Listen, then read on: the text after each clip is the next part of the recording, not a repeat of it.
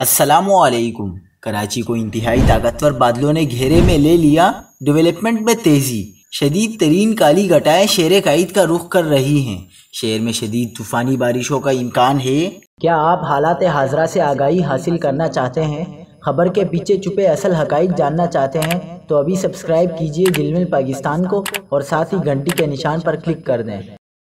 آپ کو بتاتے چلیں کہ ایک طاقتور ہوا کا کم دباؤ بدستور راجستھان پر موجود ہے اور بتدریج مغرب شمال مغربی سمت میں صوبہ سندھ کی جانب بڑھ رہا ہے، جو آج بروز بدھ کو مشرقی یا وسطی سندھ میں داخل ہو جائے گا۔ آج دوپہر سے شیر قائد کے اطراف گرج چمک والے بادل تشکیل پائیں گے، جن سے شہر کے مختلف علاقوں میں تیز ہواؤں اور گرج چمک کے ساتھ درمیانی سے تیز بارش اور چند مقامات پر موسلادھار بارش کا امکان ہے۔